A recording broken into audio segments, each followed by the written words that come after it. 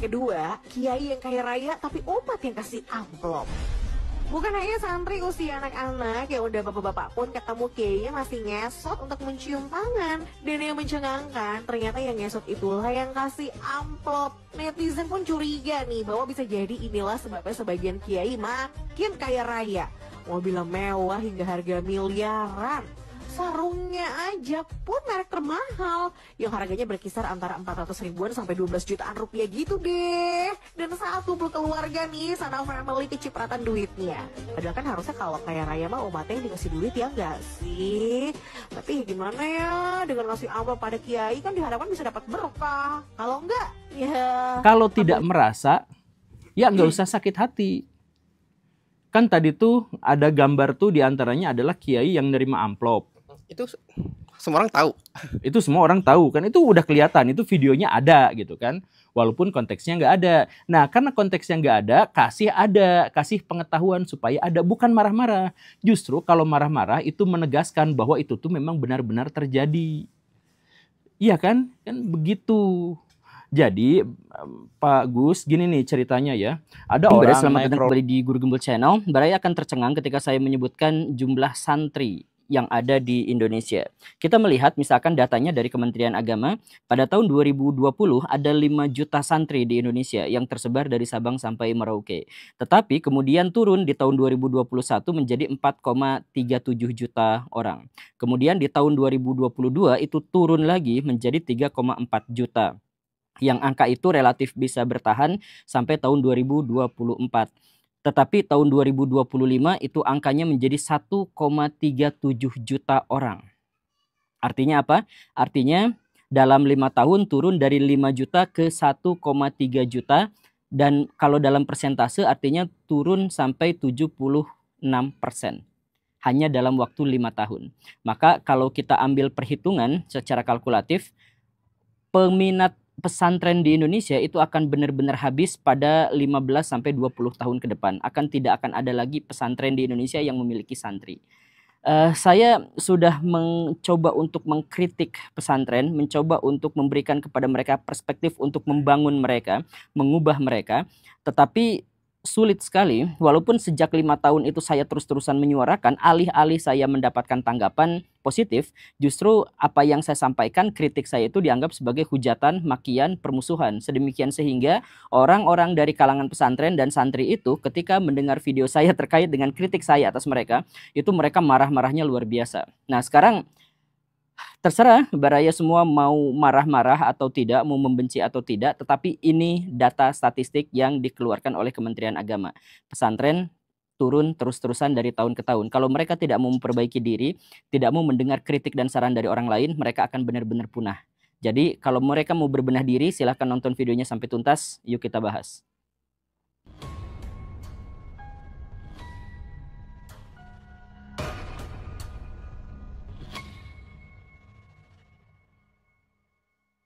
Saya telah mengumpulkan 10 kesalahan dan kelemahan dalam sistem pendidikan di pesantren, yang itulah yang membuat mereka itu semakin lama semakin pudar pengaruhnya, dan mohon dengarkan satu-satu. Yang pertama itu apa? Yang pertama itu adalah keengganan mereka untuk menerima kritik dan evaluasi, dan ketidakmauan mereka untuk introspeksi diri dan membangun masa depan.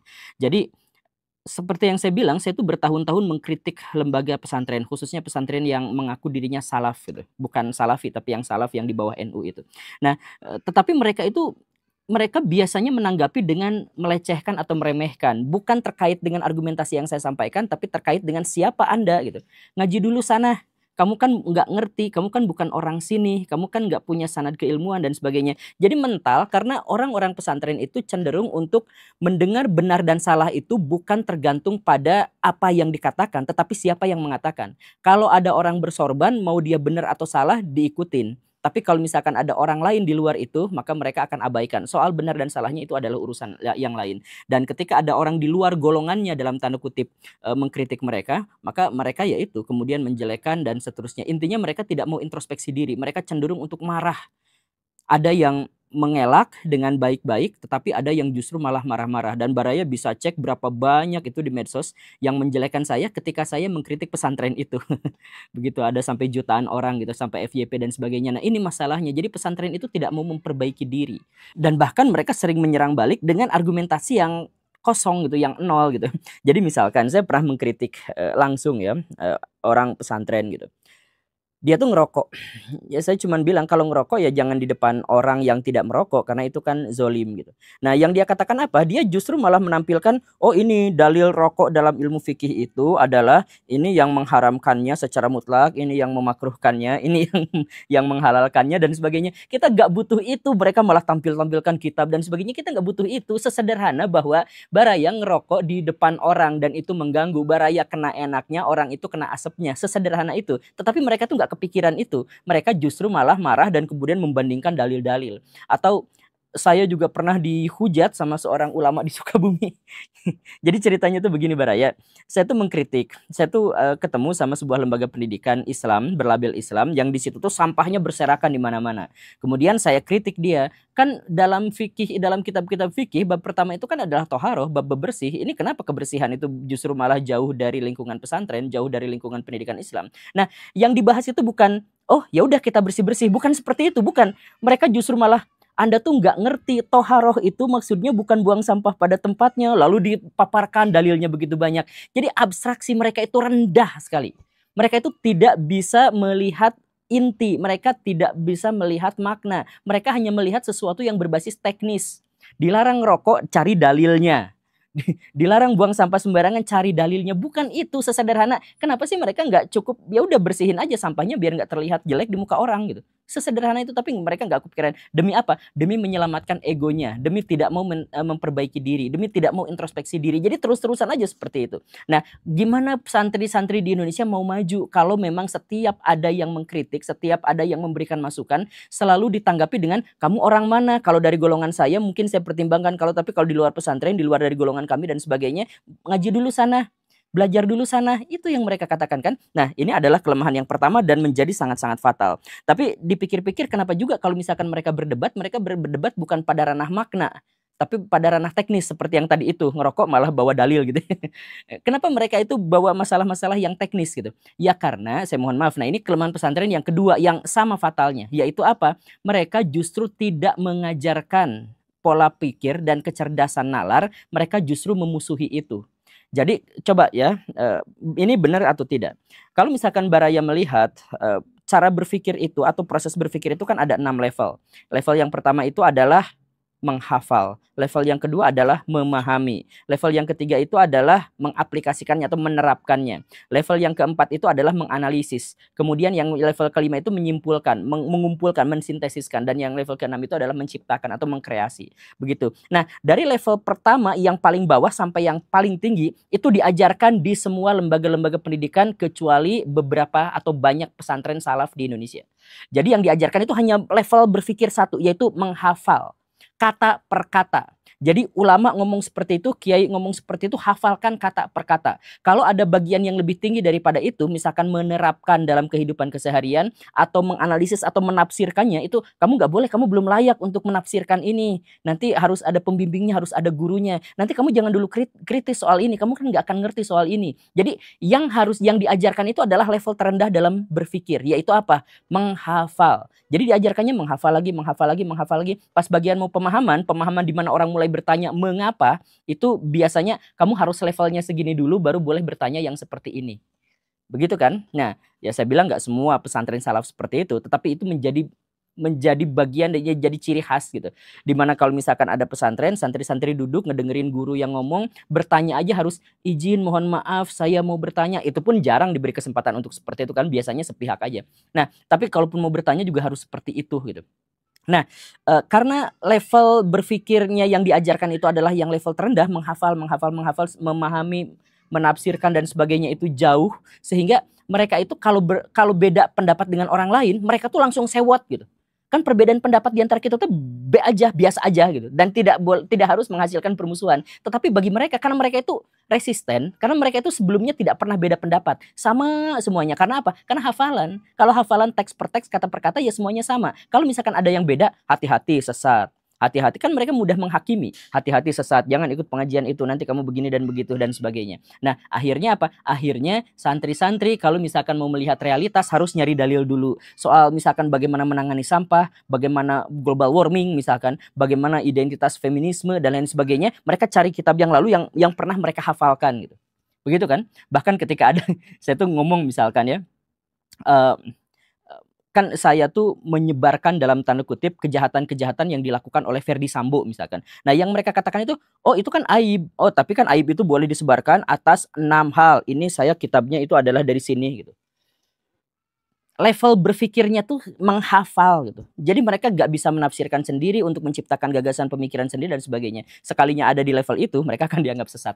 Bayangkan kalau sebuah lembaga pendidikan mengharamkan kita untuk berpikir di level tengah dan level atas, dan justru malah mengajak orang hanya berpikir di level bawah. Seberapa parahnya? Itu yang kedua. Dan kenapa bisa seperti itu? Karena masalah yang ketiga dari pesantren salaf itu diantaranya adalah bahwa mereka tuh fanatik pada masa lalu. Jadi kenapa harus menghafal dari masa lalu, ulama-ulama masa lalu? Ya karena hanya itu yang mungkin bisa mereka akses gitu. Jadi misalkan perdebatan tentang riba. Ilmu ekonomi itu berkembang besar dan luas sekali Baraya. Dalam 2 abad terakhir itu perkembangannya tuh luar biasa. Tetapi kalau nanya ke anak pesantren, ilmu ekonomi yang sekarang misalkan tentang riba dan lain-lain diambil ke otoritas-otoritas ulama tahun 1000, tahun 800, tahun 1100, tahun 1400 begitu. Jadi bayangkan perkembangan yang sekarang tapi harus ditarik ke masa lalu.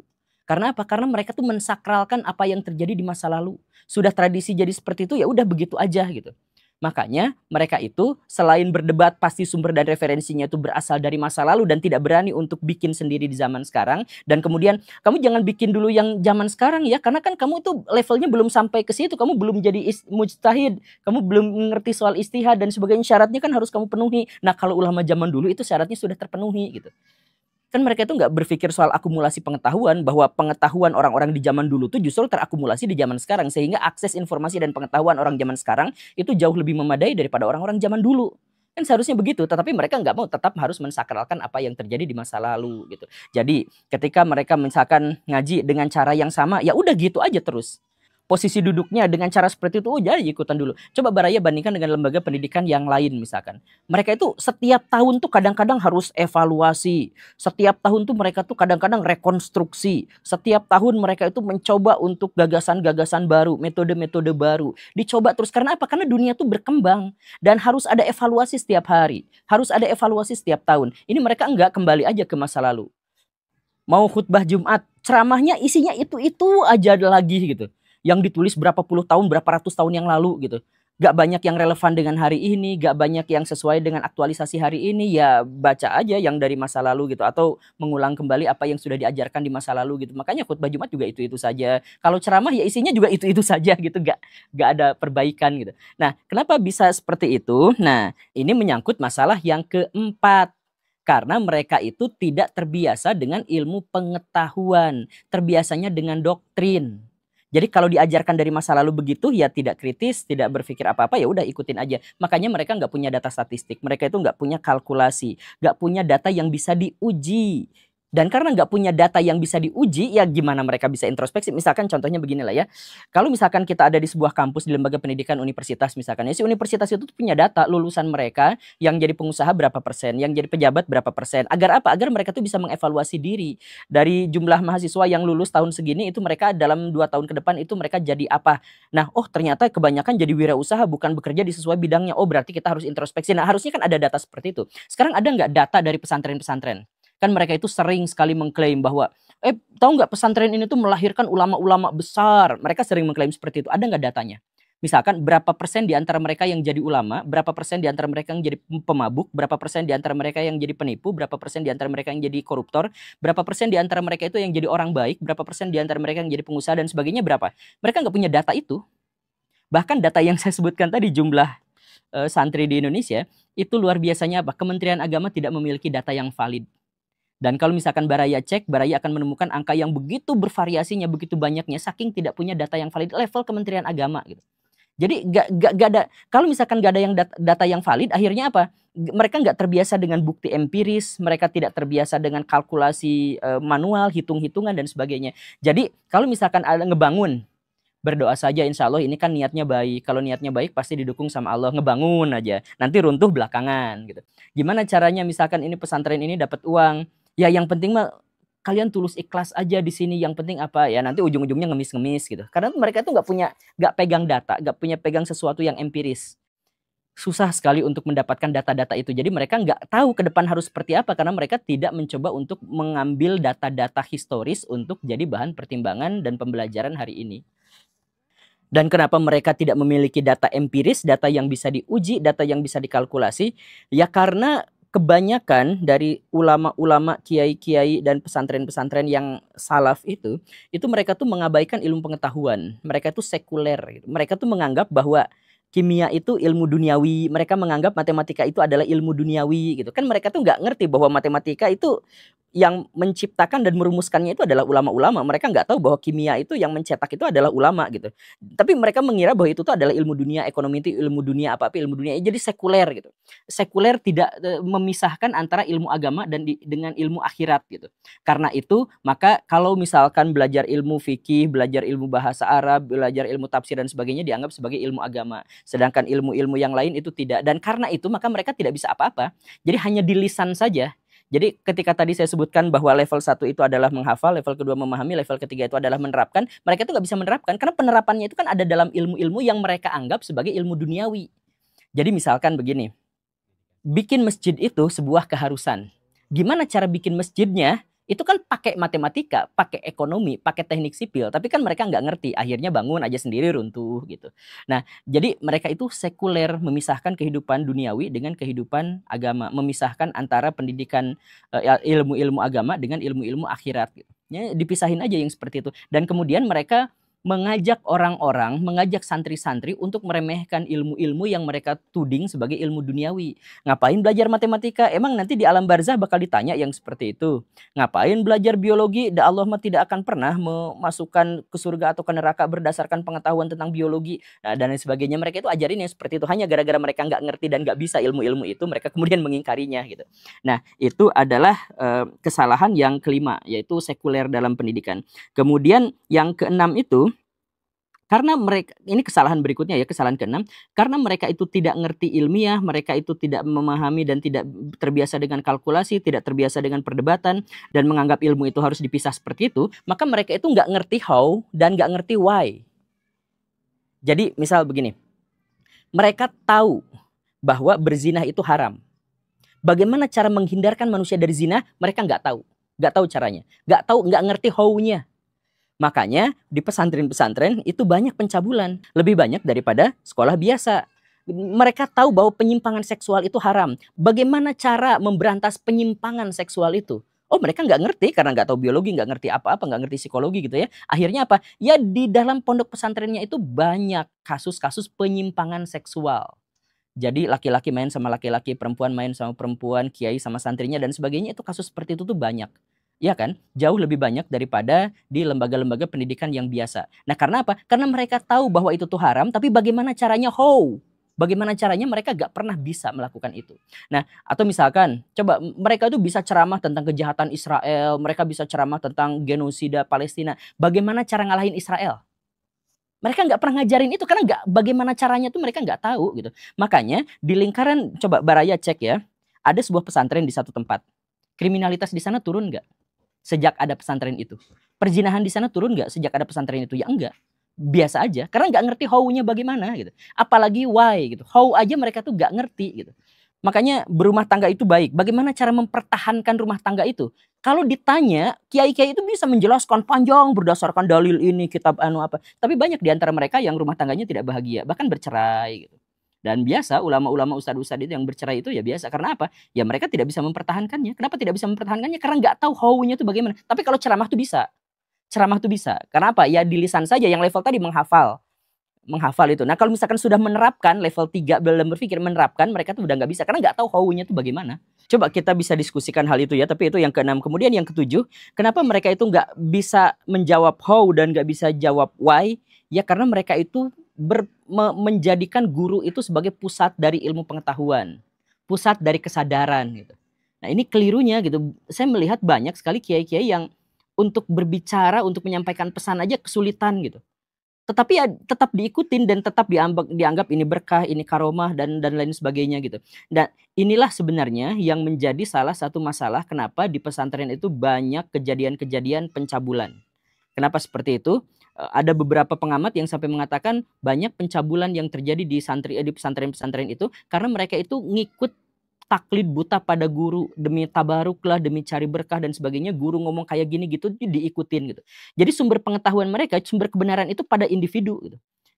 Kan seharusnya begini Baraya, kebenaran itu berdiri sendiri dan sumbernya itu bisa didapatkan dari manapun. Nah, tetapi kalau orang-orang itu yang biasa di pesantren-pesantren dan terdoktrin itu kebenaran itu tergantung pada siapa yang mengatakannya. Jadi kalau yang mengatakannya salah ya kebenarannya jadi ikut salah gitu. Kayak gitu. Jadi ngikutin ulamanya aja gitu. Makanya ketika ulamanya bikin cerita kayak kemarin ada zikir zakar gitu ya, pelecehan seksual sesama jenis, kemudian ada banyak lah, ada Mas Beci yang zaman dulu itu gitu. Ada banyak sekali kasus-kasus di pesantren itu yang benar-benar memalukan dan memilukan. Tetapi ya karena kiainya seperti itu ya udah ngikut. Jadi benar dan salah tergantung pada individu gitu.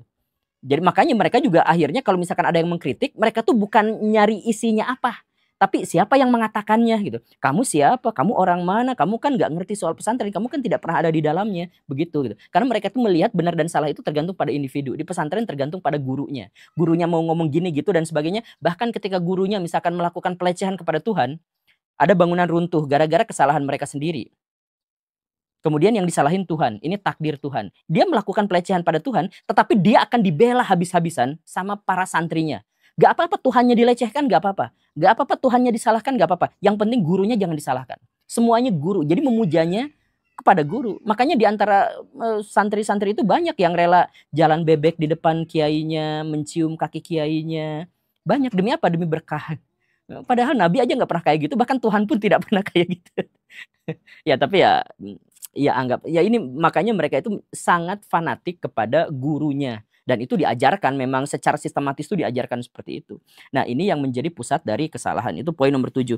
Dan karena mereka itu berpusat pada gurunya, benar salah itu tergantung pada gurunya, maka mereka itu gak akan mempan kalau mendapatkan dalil. Bahkan dalil Quran dan Sunnah pun akan mereka abaikan kalau berbeda dengan perkataan gurunya. Coba Baraya baca Quran kemudian tunjukkan dalilnya bahwa misalkan jalan bebek itu diharamkan dalam Quran, dalam hadis misalkan begitu. Mereka tuh kamu gak ngerti apa-apa karena tafsirnya itu harus gini. Nah mereka tuh Quran Sunnah itu disingkirkan, tafsir dari siapa? Dari gurunya yang dipakai. Jadi walaupun ada dalilnya diabaikan, yang dipakai itu adalah kamu kan gak ngerti tafsirnya, kamu kan gak ngerti bahasa Arab itu kan ini maksudnya adalah begini. Jadi tafsirnya, bahkan Baraya coba ya di pesantren-pesantren itu, pesantren-pesantren salaf itu jarang yang ngajarin Quran dan Sunnah sih. Tapi kalaupun misalkan ada ya, kalaupun ada. Nah, baca Quran itu gak boleh sendirian, harus dibimbing. Sedangkan kalau baca penafsiran dari gurunya, dengar dari penafsiran gurunya, itu gak apa-apa, sendirian juga. Jadi kalau baca Quran dan hadis, mereka kira itu kalau gak dibimbing bisa menjadikan orang sesat. Tapi kalau belajar logika dan tafsiran dari gurunya, itu enggak. Boleh. Jadi ya itu karena otoritasnya dari situ. Makanya jangankan buku-buku ilmu pengetahuan, jurnal-jurnal ilmiah, penelitian terbaru, jangankan yang seperti itu semuanya akan dilanggar. Quran hadis aja akan diabaikan kalau tidak sesuai dengan tafsir dari gurunya atau logika berpikir dari gurunya. Begitu kan? Makanya sering sekali akhirnya bernalar rendah kalau memang hasilnya menjadi seperti ini. Itu poin ke-8. Poin ke-9-nya, gurunya kenapa bisa menafsirkan dan diikuti dan sebagainya? Ya karena ternyata si gurunya itu karena udah biasa disanjung, udah biasa menjadi pusat kebenaran, mereka itu sudah terbiasa untuk bikin ajaran baru. Tanpa pengetahuan, tanpa dasar, tapi mereka bikin ajaran baru. Saya punya kerabat, dia pesantren. Nah, di dalam pesantrennya itu ada pengajaran kurang lebih seperti ini. Kalau kamu mau hafal Quran dengan cepat, maka puasa dari jam 1 malam sampai jam 12 malam berikutnya, hampir 24 jam. Buka dan sahurnya itu di waktu yang hampir bersamaan. Saya bisa tunjukkan pesantrennya yang mana yang seperti itu Baraya, tapi itu ada. Nah, ajaran itu dari mana? Quran nggak ada, hadis nggak ada, jurnal penelitian mengharamkan itu. Ahli biologi, ahli syaraf, ahli neurologi, ahli pangan, ahli gizi, semuanya pasti menyangkal itu, pasti membantah itu. Tapi sumber mereka itu dari mana? Ya ini kebiasaan dari kiai kami juga melakukan itu, maka kami juga melakukan itu gitu. Ya sesederhana itu gitu. Jadi otoritas benar dan salahnya itu ngikutin kiai, mau dia benar, mau dia sesuai dengan Quran dan hadis, mau sesuai dengan penelitian ilmiah dan sebagainya, yang ngikutinnya ke situ gitu. Itu parahnya itu yang seperti itu. Jadi ya gimana mau berkembang, gimana mau maju kalau misalkan santri-santrinya semuanya memusatkan kebenaran dan kejahatan itu kepada gurunya, sedangkan si gurunya itu bebas untuk bikin. Makanya coba Baraya ya, datang ke sana. Ini juga pesulap merah sering bongkar ya kayak gini ya. Tapi pesulap merah mah nyerangnya ke dukun gitu ya. Nah coba misalkan Baraya datang, saya pengen ilmu kebal. Oh kalau mau ilmu kebal wiridnya gini. Kalau mau dapet jodoh cepet wiridnya gini. Itu ngarang sendiri. Ada yang bacaan ini 1000 kali di pagi hari, ini 1000 kali di ini kali dan sebagainya. Ada ajaran hizibnya begini, nanti sholawatannya begini, nanti ininya begini. Bagaimana caranya untuk kaya, bagaimana caranya lepas dari hutang dan sebagainya. Ini wiridnya seperti ini. Lepas hutang tuh bukan berpikir bagaimana caranya berusaha agar bisa melunasi, bukan, tapi dikasih wirid ini, dikasih wirid itu. Siapa yang bisa ngarang-ngarang ajaran seperti itu? Di Quran, di hadis tuh nggak ada. Ya gurunya yang bikin sendiri seperti itu tuh gurunya aja. Dan diikutin sama orang-orang, diikutin sama santri-santrinya gitu. Jadi semakin jauh dari kebenaran dan semakin jauh dengan realitas hari ini gitu. Jadi pada nggak nyambung gitu. Nah itu poin ke-9 yang menjadi kesalahan. Kemudian yang ke-10 itu karena kebenaran itu tergantung pada individu, bukan pada kebenaran universal, tapi pada kebenaran individu. Jadi orang ini benar, kita ikutin. Kalau orang ini pasti salah gitu ya. Bukan isinya, tapi orangnya. Karena terbiasa untuk seperti itu, maka mereka itu biasa menggeruduk pengajian lain. Sekarang banyak kan pengajian-pengajian saling geruduk satu sama lain gitu kan. PWI sama Habib-Habib geruduk-gerudukan, NU ke Wahabi digeruduk-gerudukin dan lain sebagainya. Kenapa sih digeruduk seperti itu? Karena mereka itu nggak melihat benar dan salah itu berdasarkan aslinya seperti itu, tapi berdasarkan siapa yang mengatakannya. Jadi gurunya akhirnya geng-gengan, ya udah akhirnya ikut-ikutan geng-gengan semuanya gitu. Jadi guru ini, pengikut guru ini, pengikut guru itu dan sebagainya, ya akhirnya ngikutin. Nanti dalam pemilu gurunya dipegang sama partai politikus, ya akhirnya ngikut ke situ. Nanti semuanya terpusat pada gurunya. Akhirnya agama itu, ya ada agama saya mah sesuai dengan ini, agama saya mah sesuai dengan itu, bukan sesuai dengan teks. Akhirnya ya kacau. Semuanya jadi primordial, jadi terpolarisasi, terkotak-kotakan, akhirnya membenci satu sama lain. Umat muslim itu kan terpecah belah kan, jadi begitu banyak golongan. Ya karena itu, karena bukan mengikuti benar dan salahnya, bukan ngikutin dalil, tapi ngikutin penafsiran dari manusia. Dan kemudian penafsiran dari manusia itu disakralkan sebagai bagian dari agama. Video ini juga mungkin akan dipotong-potong. Ya kemudian dijadikan ujaran kebencian dan sebagainya. Tapi sekali lagi ya, ingat ya, pesantren sekarang tuh turun terus-terusan. Ya tentu saja netizen mempertanyakan bagaimana ceritanya ada santri yang lama sekali belajar kitab kuning, belajar agama Islam dan seterusnya, hanya untuk menyampaikan kritik dia menyampaikan dengan sesuatu yang sepenuhnya tidak beradab gitu, atau adabnya kurang, sambil ngerokok sambil mendongak seperti itu. Beberapa video berikutnya dia memperbaiki diri dan akhirnya dia tampil lebih baik, tampil lebih terbuka dan minta maaf atas aktivitas dia waktu dia mengkritik dan seterusnya yang menunjukkan bahwa dia adalah orang yang baik. Cuman maksud saya adalah selama nyantri dia belajar adab atau enggak? Kenapa dia belajar adab justru dari netizen-netizen yang menghujatnya dalam video itu gitu. Kenapa pada tema-tema yang lain, kenapa pada momen-momen yang lain dia justru malah menampakkan bahwa dirinya itu tidak memiliki adab yang diajarkan oleh pesantrennya dalam kurun waktu yang cukup lama. Kenapa seperti itu gitu. Dan pertanyaan adab ini juga bisa kita lihat, bisa kita cross check, bukan untuk seluruh pesantren, tapi saya percaya ada di antara Baraya yang melihat apa yang sama seperti yang saya lihat. Yaitu saya lewat di beberapa pesantren dan seringkali menemukan bahwa santri-santrinya ketika keluar dari pondok pesantren itu naik motor, bonceng 3, gak pakai helm sambil ngerokok. Yang seperti itu. Bahkan ada di antara mereka yang masih anak-anak SMP gitu, atau yang seusia dengan itu gitu. Nah, kenapa mereka melakukan seperti itu? Bukankah itu tidak beradab dan bukankah itu tidak sesuai dengan syariat Islam? Kan dalam syariat Islam berarti harus sesuai dengan perintah ulil amri misalkan, yang meminta bahwa orang-orang yang mengendarai di jalan raya itu harus mengenakan helm, kemudian tertib lalu lintas dan sebagainya. Mereka tidak peduli seperti itu. Kemudian soal rokok, pernah juga ditegur, kenapa kamu ngerokok dan sebagainya. Malah ngajak debat gitu. Kamu tahu nggak nggak, kamu ngajinya di mana sih? Ngaji dulu sana gitu ya.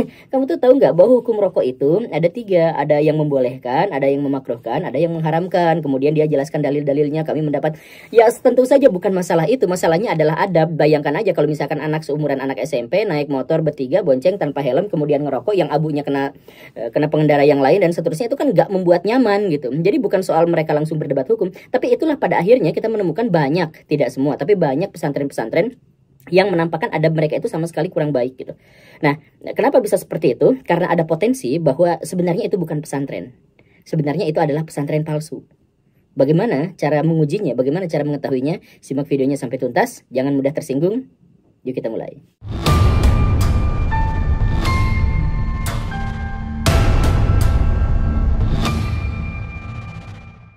Saya sih sering, tapi apakah Baraya pernah nggak ketika Baraya sedang scroll short YouTube atau sedang scroll TikTok, tiba-tiba ada iklan yang menggambarkan ada beberapa santri dengan wajah yang lusuh dan ekspresi yang sangat kasihan, kemudian ngomong, ya Allah semoga orang-orang yang nonton video ini akan mendapatkan keberkahan dan rezeki yang banyak. Kami sekarang sedang membutuhkan bantuan karena mushaf Al-Quran kami rusak, kemudian tempat kami belajar juga sudah kumuh dan sebagainya. Itu dieksploitasi, ditampilkan seperti itu secara eksplisit gitu. Tentang Al-Quran yang rusak ditunjukkan gitu ya, tentang bangunan yang rusak ditunjukkan secara eksplisit. Tujuannya apa? Tujuannya adalah untuk minta sumbangan.